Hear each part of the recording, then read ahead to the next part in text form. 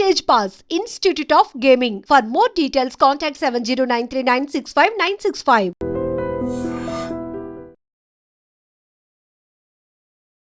నమస్కారం అండి, నేను డాక్టర్ ప్రదీప్ వజ్జా, భాస్కర హాస్పిటల్. ఈరోజు మనం కీళ్ళవాతం గురించి తెలుసుకుందామండి. మెయిన్గా ఏంటంటే రెమటాయిడ్ ఆర్థరైటిస్. ఈ రెమటాయిడ్ ఆర్థరైటిస్ అనేది దీర్ఘకాలిక కీళ్ళవాతం, అందుకే ఇది చాలా ఇంపార్టెంట్. దీనికి ట్రీట్మెంట్, ఈ కీళ్ళవాతం ఏదైతే ఉందో దీనికి ట్రీట్మెంట్ లైఫ్ లాంగ్ తీసుకోవాల్సి ఉంటుంది. నార్మల్గా కీళ్ళవాతం అంటే ఈ ఆస్టియో ఆర్థరైటిస్ అంటే ఏజ్ ఎక్కువ పెరిగి బోన్స్ అరిగిపోయి వచ్చిన ఆర్థరైటిస్ లేదా గౌటీ ఆర్థరైటిస్ అంటే కిడ్నీలో యూరిక్ యాసిడ్ వ్యర్థపాతం పెరిగి వచ్చే కీళ్ళవాతం. ఇలా కాకుండా ఈ రెమటాయిడ్ ఆర్థరైటిస్ అనేది ట్రీట్మెంట్ మనం life long sugar, thyroid, BP ఎలా వాడతామో అలాగే దీనికి మనం ట్రీట్మెంట్ లైఫ్ లాంగ్ వాడుకోవాలి.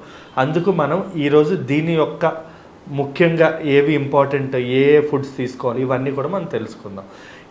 ఈ రెమటాయిడ్ ఆర్థరైటిస్ అనేది ఎందువల్ల వస్తుందంటే ఇది ఒక ఆటో ఇమ్యూన్ డిసీజ్. అంటే మన రక్తంలో ఉండే మన రోగ నిరోధక శక్తి ఏదైతే ఉంటుందో ఉండాల్సిన దానికంటే ఎక్కువై అది ఆరోగ్యకరమైన కణాలు మన రక్తంలో ఏవైతే ఉంటాయో దాని మీద దాడి చేస్తాయి. అంటే మన రక్తంలో ఉండేవే మన బాడీ మీద దాడి చేస్తాయి అన్నమాట.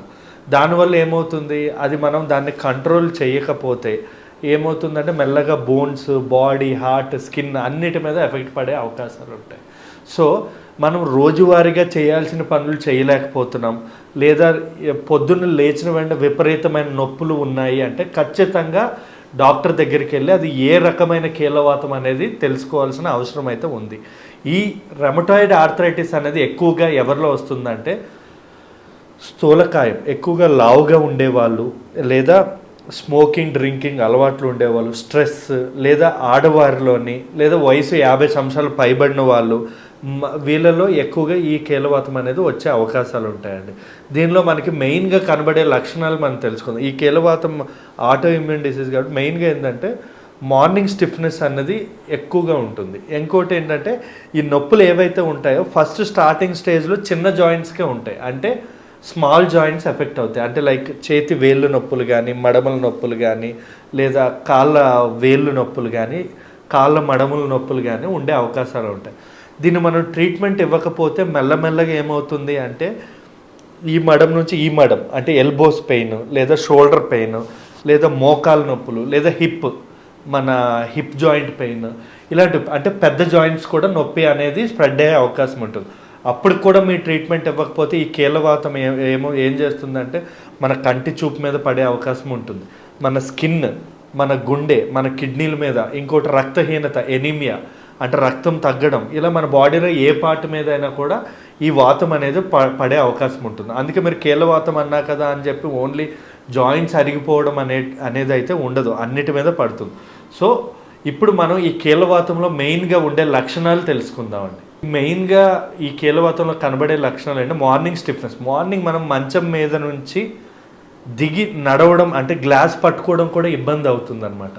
మెల్లగా మనం పనులు చేస్తున్న కొద్దీ అలా నొప్పులన్నీ మెల్లగా గ్రాడ్యువల్గా తగ్గడం అనేది జరుగుతుంది. ఇంకా చెప్పాలి అంటే రెండోది ఏంటంటే వీళ్ళు బాగా వీక్నెస్ అంటే ఎక్కువగా పని చేసుకోవడంలో ఇబ్బంది కానీ, బద్ధకం కానీ, నీరసం కానీ ఎక్కువగా కనబడుతూ ఉంటుంది అనమాట. రక్తహీనత కూడా వెరీ కామన్. ఎందుకంటే హీమోగ్లోబిన్ ఎప్పుడు కూడా ఈ ట్రీట్మెంట్ తీసుకోబట్టి 8, 7, 6 అలా ఇలా ఉండే అవకాశం ఉంటుంది. ఇంకోటి జ్వరం కానీ, ఛాతీలో నొప్పి కానీ, ఊపిరి తీసుకునేటప్పుడు ఇక్కడ ఏమైనా పట్టేసుకున్నట్టు అనిపించడం, ఈ మెయిన్గా ఈ కాళ్ళు, మోకాళ్ళు నొప్పులు, కూర్చున్న వెంటనే మనం తొందరగా లేవలేకపోవడం. కొన్ని సందర్భాల్లో ఏంటంటే ఈ కీళ్ళవాతం, ఈ రెమటాయిడ్ ఆర్థరైటిస్ గోళ్ళు, ఎముకలే కాకుండా స్కిన్ కూడా ఎఫెక్ట్ అవుతుంది. అంటే స్కిన్ మీద ఎగ్జిమాస్ అంటే దురదల్లా రావడం, ప్యాచెస్ అంటే రఫ్ అవ్వడం, ఇలాంటివన్నీ కూడా మనకు కనబడే అవకాశం ఉంటుంది. దీన్ని మనం ట్రీట్మెంట్ అంటే ఇన్వెస్టిగేషన్స్ అంటే లక్షణాలు బట్టి మనం కొన్ని ఎక్స్రేస్ కానీ, ఎంఆర్ఐ, సిఆర్పి, అనాప్రొఫైల్, ఆర్ఎఫ్ ఫ్యాక్టర్ అంటారు, అంటే రెమటాయిడ్ ఆర్థరైటిస్ టెస్ట్, ఇలాంటివన్నీ కూడా టెస్టుల్లో మనకు తెలిసిపోతుంది ఇది ఏమైనా దీర్ఘకాలిక కీళ్ళవాతమా, లేదా యూరిక్ యాసిడ్ వల్లనో, లేదా అప్పుడప్పుడు జ్వరాల వల్ల వైరల్ కీళ్ళవాతం అంటాం, అంటే వైరల్ ఆర్థరైటిస్ అంటే చికెన్ గున్యా వల్ల కానీ వచ్చే అవకాశాలు ఉంటాయి.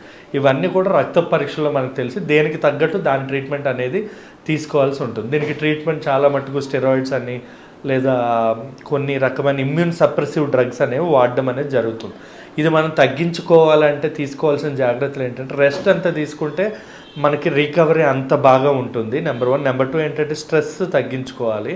ఎందుకంటే స్ట్రెస్ వల్ల స్ట్రెస్ హార్మోన్స్ పెరిగి కార్టిజోల్ పెరిగి ఈ వాతం అనేది డబుల్ అయ్యే అవకాశం ఉంటుంది. రెండోది ఏంటంటే ఫిజియోథెరపీ కానీ ఆక్యుపంక్చర్ కానీ పొద్దున్న లేచిన వాడిని యోగా అంటే స్ట్రెచ్చింగ్ ఎక్సర్సైజెస్ ఉంటాయి, అంటే యోగా టైప్ ఆఫ్ ఎక్సర్సైజెస్ చాలా మంచిదండి. దీనివల్ల మనం 50% తగ్గించవచ్చు.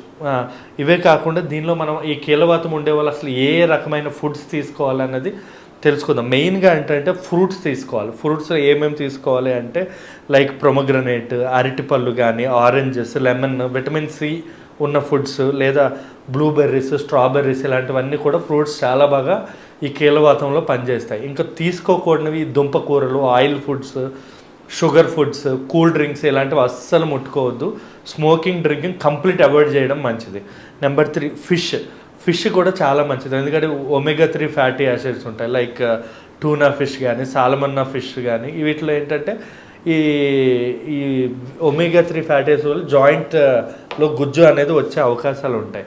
ఇంకా ఫ్రూట్సే కాకుండా వెజిటబుల్స్లో లైక్ జింజర్ కానీ కొన్ని ఉంటాయి కదా, ginger, green tea, lemon tea, ఇంకా ఏమంటారు బ్రోకలీ, సలాడ్స్ ఇలాంటివన్నీ కూడా చాలా బాగా పనిచేస్తాయి. ఇలాంటి ఫుడ్స్, వాటర్ బాగా తీసుకోవాలి, 3 to 4 లీటర్స్ ఆఫ్ వాటర్. ఇవన్నీ మీరు కరెక్ట్గా చేస్తే సరిపోతుందండి. Thank you.